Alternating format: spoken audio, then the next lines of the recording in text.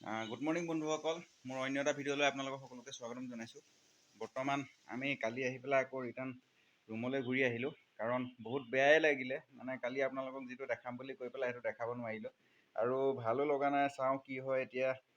আজিও যিখিনি প্লেনিং বনাই আছোঁ এতিয়ালৈকে ছাকচেছ নহ'ব যেন লাগি আছে।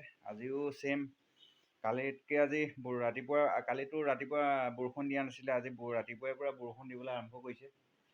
আৰু ভাবি আছিলোঁ আজি এটা আপোনালোকক ভাল বস্তু দেখাম বুলি। মানে কি, আপোনাৰ আমাৰ অসমীয়া সমাজৰ এটা প্ৰথা থাকে, প্ৰথা মানে এটা নিয়ম থাকে।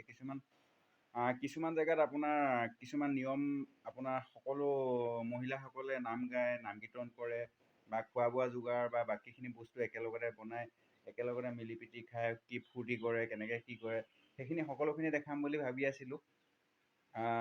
দেখাম মানে যোৱাটো হ'ব মোৰ নিজৰ ঘৰতে, তাতেই বুলি প্লেনিং বনাই আছোঁ। কিন্তু এতিয়ালৈকে কোনো যাব পাৰিম বা নোৱাৰিম কোনো সম্ভৱ হোৱা নাই, কাৰণ অলৰেডি বৰষুণে দি আছে।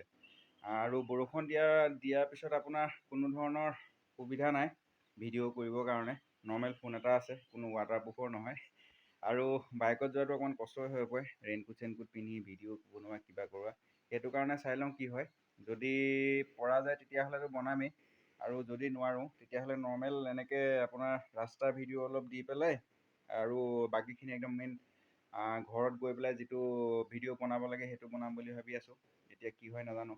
ফাৰ্ষ্ট টাইমত প্ৰথমতে আগৰ যিটো প্ৰচেছত ওলাওঁ সেইটো ছেইম প্ৰচেছ। প্ৰথমতে মই সদায় ৰাতিপুৱা উঠি এটা কাপ কফি একাপ খাওঁ। প্ৰথমতে কফি কাপ খাই লওঁ, তাৰপাছতে বাকীখিনিলৈ আগবাঢ়িম বুলি ভাবি আছোঁ।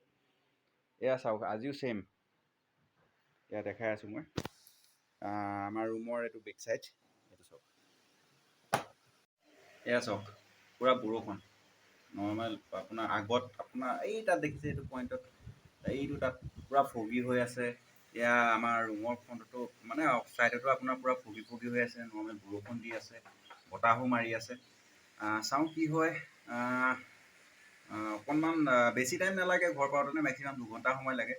সেই 2 ঘণ্টা সময়টো যদি বৰষুণ এৰি দিয়ে তেতিয়া ভালদৰে গৈ পেলাই ঘৰত পাই যাম, আৰু বাকীখিনি কাম কৰিবলৈ বা ভিডিঅ' বনাবলৈ অলপ সুবিধা হ'ব। ঠিক আছে, তেতিয়াহ'লে চেষ্টা কৰিম যদি আগবাঢ়ি যাব পাৰোঁ। গৈ পেলাই আপোনালোকক ভিডিঅ'টো মই মোৰ নিজৰ ঘৰৰ পৰাই মই দেখাম বুলি ভাবি আছোঁ। তাতে লগ পাম বোলো। তেতিয়াহ'লে এতিয়া দেখাইছোঁ আপোনালোকক এইটো কয় কেঁচা মিঠৈ, যিটো আপোনাৰ চাউলৰ পৰা যোনটো পিঠাগুড়ি পিচি পেলাই তাত ঘিউ, চেনি তেনেকৈ দি পেলাই সকলোখিনি মিঠৈটো বনোৱা হয়। এয়া সকলোৱে তামোল পাণ কটাত ব্যস্ত। এয়া চাওক, আলহী শুশ্ৰূষাৰ কাৰণে তামোল পাণ কাটি আছে। ঠিক আছে, ব'লক আমি আগবাঢ়ি যাওঁ নাম কীৰ্তনৰ ফালে।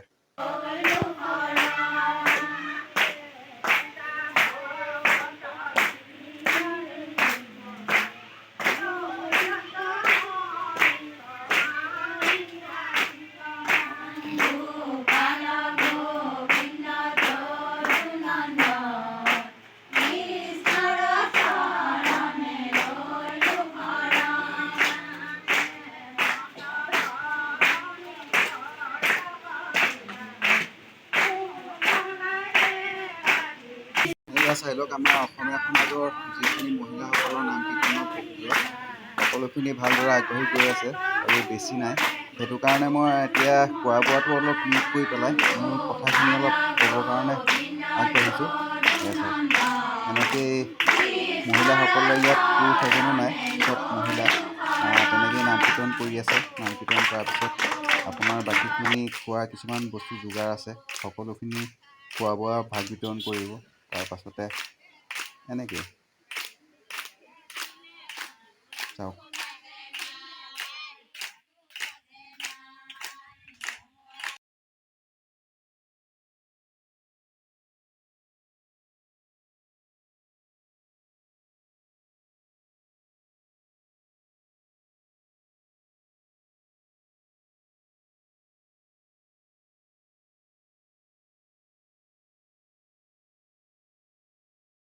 নাম কীৰ্তন কৰাৰ প্ৰক্ৰিয়া আদায় হ'ল। এতিয়া বৰ্তমান আপোনাৰ খোৱা বোৱাৰ কাৰণে সকলোখিনি আগবঢ়াই থৈছে। এইখিনি আমাৰ অসমীয়া ভাষাত মাৰ প্ৰসাদ বুলি কোৱা হয়। মগু, বুট, কল, আপেল, কমলা তেনেকৈ বহুতখিনি যোগাৰ কৰি পেলাই আমাৰ প্ৰসাদ বুলি কোৱা হয়। এয়া সকলো ৰেডি হৈছে আৰু নিজৰ জেগাই জেগাই বহি গৈছে খাবৰ কাৰণে। ঠিক আছে, আমিও কাৰণ ভিডিঅ' কৰাই থাকিলে নহ'ব, আমিওতো অকণমান খাবলৈ মন যায় আৰু বহুত দিন হ'ল খোৱা নাই। ব'লক ময়ো বহি লওঁ। এয়া দেখিবলৈ পাইছে আমাৰ ঘৰৰ বেক চাইডৰ ধুনীয়া পৰিৱেশ। ছাইডত এটা পুখুৰীও আছে।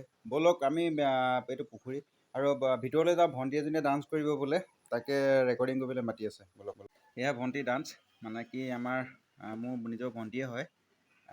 চাওঁ তাই কিমান ধুনীয়াকৈ ডান্স কৰিব পাৰে নোৱাৰে।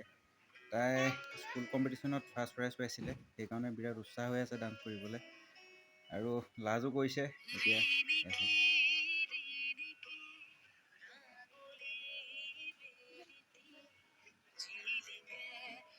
মজা, ভাল লাগিছে।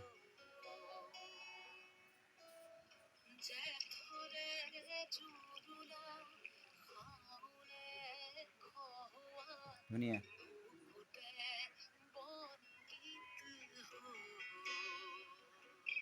বন্ধুসকল, যদি ভিডিঅ'টো ভাল লাগিলে লাইক, কমেণ্ট, শ্বেয়াৰ আৰু ছাবস্ক্ৰাইব কৰিবলৈ নাপাহৰিব। ধন্যবাদ।